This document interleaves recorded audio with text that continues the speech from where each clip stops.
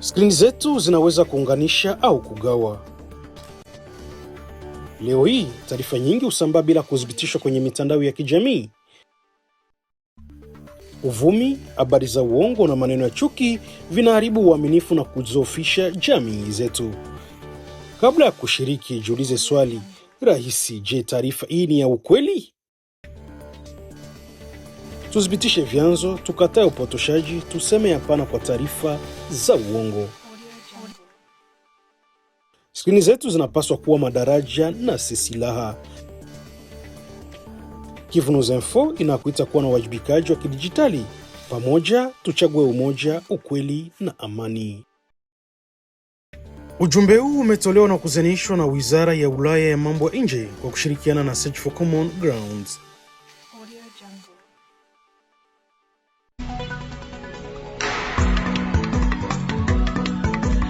C'est confirmé, la maladie qui sévit à Mungwalu en Ituri est bel et bien celle à virus d'Ebola. Le gouvernement a officiellement déclaré hier la 17e épidémie dans le pays. Outre Mungwalu, les zones de santé de Rwampara et Bunia sont aussi touchées. Le gouvernement annonce déjà une série de mesures tout en appelant la population à la vigilance. Les jeunes, particulièrement les étudiants, appelés à privilégier les débats constructifs et pacifiques autour d'une éventuelle réforme de la Constitution, ceux-là sont tombés dans les manipulations politiciennes. L'appel est de la représentation nationale des étudiants de la RDC, message donné hier à Kinshasa au lancement d'une campagne dénommée « La jeunesse parle Constitution ».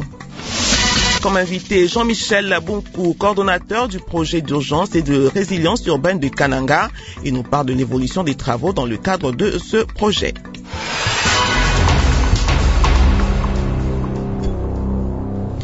Madame, Monsieur, bonjour. Le gouvernement de la République démocratique du Congo a officiellement déclaré hier vendredi 15 mai la 17e épidémie de la maladie à virus Ebola dans les zones de santé de Rwampara, Mungwalu et Bunia dans la province de l'Ituri. Selon le ministre de la Santé publique, Hygiène et Prévoyance sociale, les analyses de l'Institut national de recherche biomédicale INRB ont confirmé 8 cas positifs sur 13 échantillons prélevés. Il s'agit de la souche Bundi-Bugyo. À ce jour, 246 cas suspects et 80 décès ont été notifiés, dont 4 testés positifs. Ces informations de Suzanne Zobotra sont rendues ici par Jean Gandou. Dans un communiqué officiel, le gouvernement a annoncé plusieurs mesures urgentes, notamment l'activation du centre des opérations d'urgence de santé publique, le renforcement de la surveillance épidémiologique, la prise en charge gratuite et l'isolement strict des cas suspects ou confirmés, également le déploiement des équipes d'intervention rapide et des médicaments essentiels et l'intensification de la communication sur les risques et engagements communautaires. Le ministre appelle la population à rester vigilante, à signaler tout cas suspect et à éviter des contacts physiques avec les malades ou les personnes décédées. Un numéro vert, le 151, est disponible pour toute information utile. Ensemble, par la vigilance, la collaboration et la solidarité, nous vaincrons encore une fois cette épidémie, a déclaré le ministre.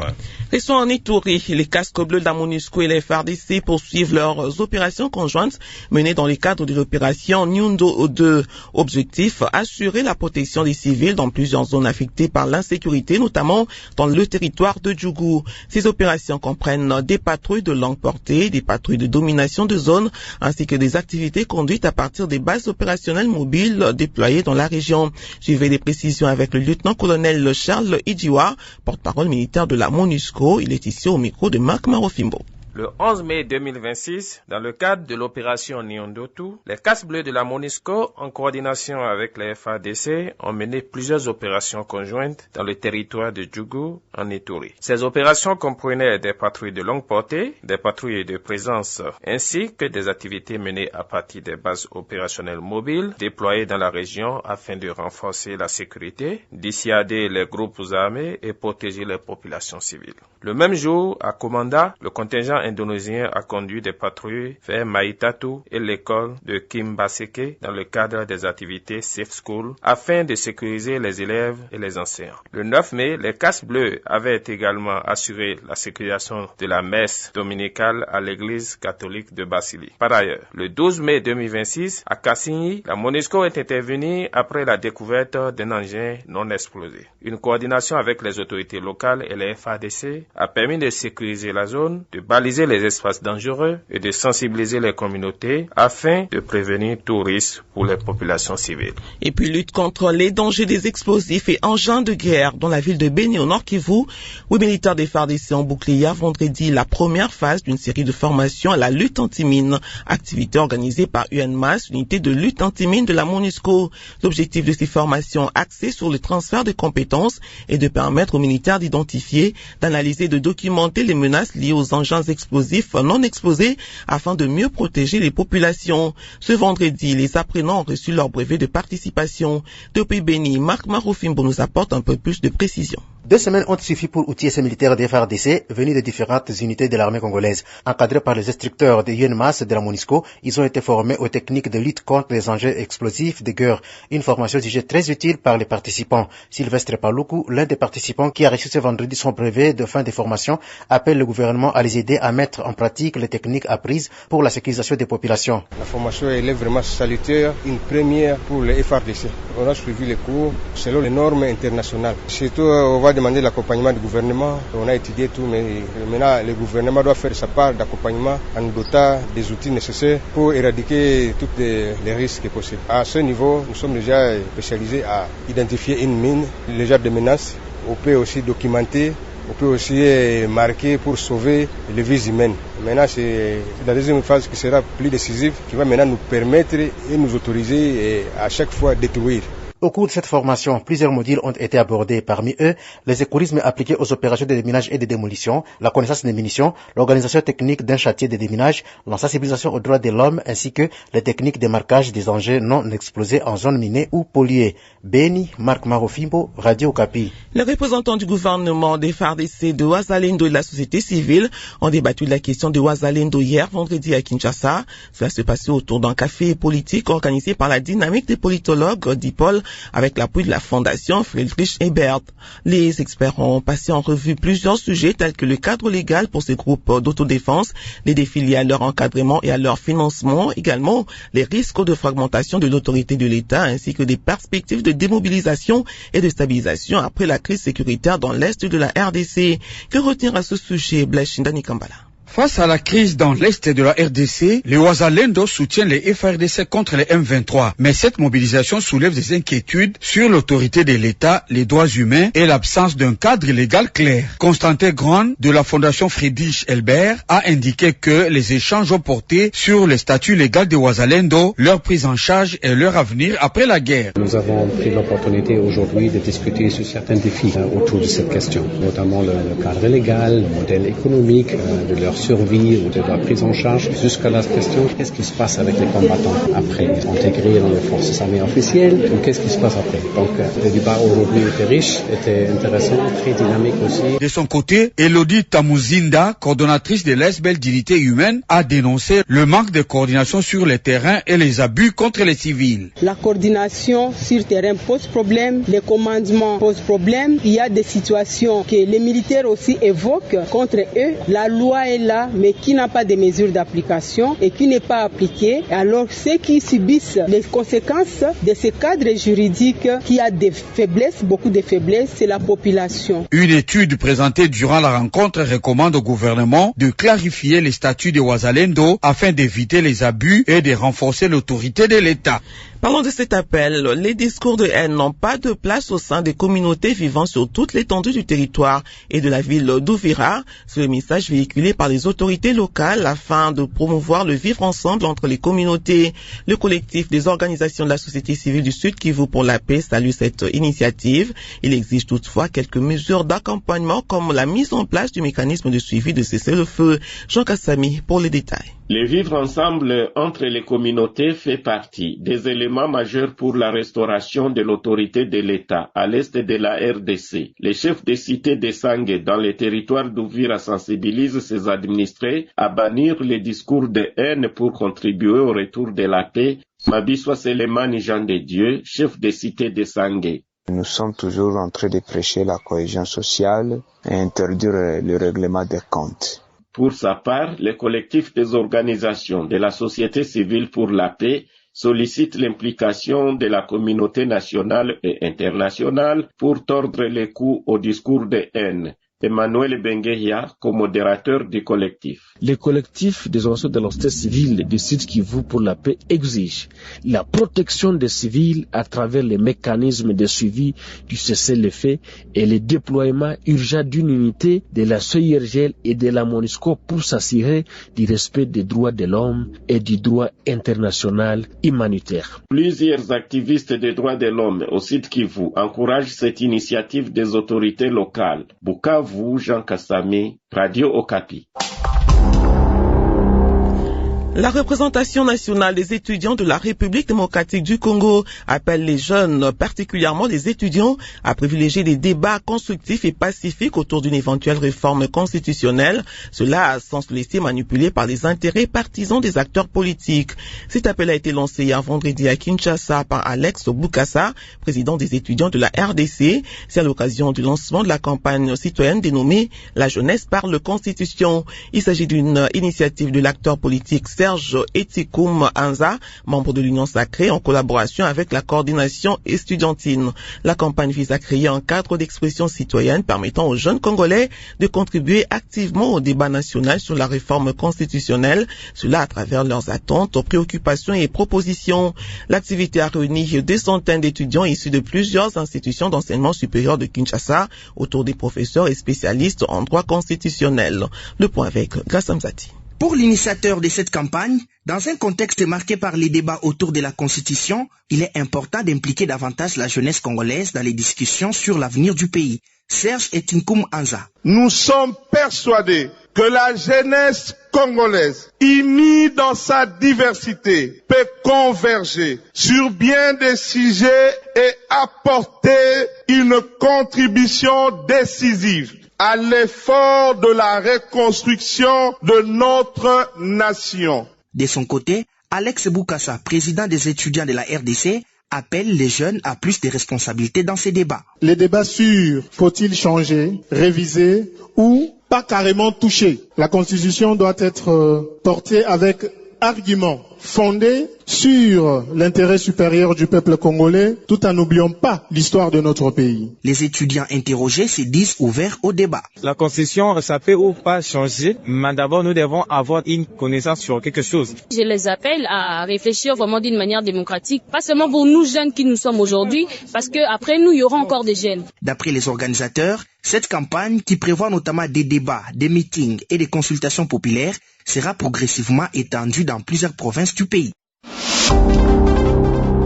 Un atelier consacré à la validation du plan d'action opérationnel du Service national de protection sociale des groupes vulnérables a été organisé hier vendredi à Kinshasa par le ministère des Affaires sociales. Au terme des travaux, le document a été adopté et devra servir de cadre d'orientation pour renforcer les interventions sociales destinées aux populations les plus fragiles. Christian Makassinga nous fait le point. Pour les organisateurs, cet atelier visait à doter les services nationaux de protection sociale de groupes vulnérables d'un cadre opérationnel destiné à améliorer l'efficacité des interventions sociales. Réunis au centre Nganda, dans la commune de Kitambo, experts, cadres administratifs et partenaires ont validé ces plans, ouvrant ainsi une nouvelle étape pour ces services. C'est ce qu'explique Made Kibuku, l'un des experts ayant présenté les documents. C'est en fait un service opérationnel. Pendant longtemps, on n'avait pas un plan d'action opérationnel. Aujourd'hui, nous nous sommes mis ensemble. Nous avons invité les acteurs du secteur de la protection sociale pour la validation de cet outil important pour le pilotage de la gouvernance des services nationaux. Pour les autorités, l'objectif affiché est désormais de rassurer les bénéficiaires sur la volonté de l'État d'agir concrètement en leur faveur. Balouba Lodje, directeur adjoint chargé des finances au CNPS, l'affirme. La population vulnérable doit s'attendre à ce que la République ne les oublie. Nous mettons toutes les stratégies nécessaires pour que chaque catégorie de vulnérables soit prise en compte dans sa vie quotidienne. Au-delà de la validation du document, le défi reste désormais sa mise en œuvre effective. Les acteurs impliqués espèrent que cette nouvelle feuille de route permettra de transformer les engagements pris en actions concrètes au bénéfice des populations les plus vulnérables. Parlons infrastructure, les travaux de surélévation de la route nationale numéro 1 au niveau de la cité de Kasangulu au Congo central se poursuivent sous la supervision de l'Agence congolaise de grands travaux ACGT. Ils sont exécutés par l'entreprise SIC et les travaux comprennent notamment la pose d'une batterie de bus au PK22+100. C'est afin d'éviter la stagnation des eaux de pluie et la détérioration répétée de la chaussée. Des détails avec Blaise Ndongala. Sur les 510 mètres concernés par la surélévation de la chaussée à Kasangulu, il ne reste que 112 mètres en demi-chaussée qui recevront les ferrailles et les bétons, ainsi que 100 mètres de chaussée complète destinés à être raccordés à la batterie des bus de 2x1 mètres carrés. Ces travaux impactent malheureusement la circulation, occasionnant de longs embouteillages dans cette partie du pays. La société civile et les habitants de Kasangulu reconnaissent les désagréments causés tout en appelant à la patience, comme l'explique une habitante de ces coins. Pendant que ces travaux sont en train d'être réalisés, les embouteillages sont devenus monstrueux. Ces bouchons observés sur la chaussée ne sont pas en vain. Nous sommes appelés à supporter ces moments difficiles car après, nous serons satisfaits. Du côté de l'Agence congolaise des grands travaux et de son partenaire Sopeco, Société des péages du Congo, toutes les dispositions sont prises pour achever ces travaux de chaussée d'ici le 24 mai 2026. La route nationale numéro 1 dans cette partie revêt une importance majeure. À terme, sa configuration devrait évoluer vers une voie des fois des bandes afin d'améliorer la fluidité du trafic. Parmi les solutions alternatives envisagées figure la route Njili, Mangala, Vululu, longue d'une 20aine de kilomètres pour laquelle les études techniques sont déjà disponibles au niveau de l'Agence congolaise des grands travaux. Actualité internationale. Le commerce d'animaux sauvages au Kenya a connu une forte expansion au cours de la dernière décennie.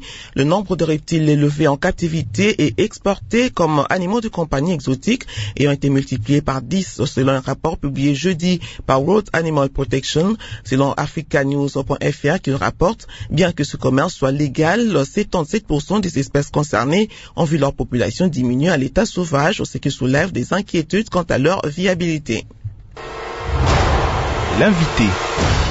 Il s'agit de Jean-Michel Bunku, coordonnateur du projet d'urgence et de résilience urbaine de Kananga Puruk. Il s'entretient avec André Katende Ngalamouloumi sur l'évolution des travaux dans le cadre justement de ce projet. Suivez. Monsieur Jean-Michel Bunku, bonjour. Bonjour, monsieur le journaliste. À quel niveau se trouvent les travaux dans le cadre du projet de Puruk? Le projet d'urgence et de résilience urbaine de Kananga poursuit comme objectif la protection des habitations qui sont ravagées par les érosions et les infrastructures publiques. Donc les routes, les chemins de fer et tout ce qui va avec, les infrastructures sociales, et centres de santé, écoles, qui sont aussi exposées par les érosions. Nous avons 2 contrats en cours avec des entreprises chinoises, il s'agit de CEFEC et puis Zengwei, qui sont en train de travailler sur 10 sites pour le moment. Nous avons les travaux qui sont en train d'être menés au site de Lukonga, avec une grande érosion que nous sommes en train de combler complètement. Et il y a même un projet de pouvoir remettre la route là où il y avait l'érosion. Je crois dans 2 semaines tout au plus, nous allons combler complètement cette érosion et puis protéger les chemins de fer. À part ce site-là, nous avons 3 autres sites dans le cadre de ce premier contrat avec l'entreprise CEFEC. Il y a SNCC, Prison Centrale et Benamukangala. Avec l'entreprise SZTC ou Zengwei Technique Corporation, nous avons 6 sites. Sainte-Thérèse, Musumbo, RVA, Uka, Saint-Martyr. Nous avons le site d'Enzanza. Combien de têtes d'érosion sont prises en compte pour ces 10 sites? Les 10 sites, tout compte fait, nous sommes autour de 40 érosions. Mais à côté des 10 sites, je dois vous annoncer aussi 13 autres sites, cette fois-là pour 70 têtes d'érosion. En ce qui concerne les 13 sites, je ne vous l'ai pas dit, vous devez savoir que nous sommes en plein processus de passation de marché.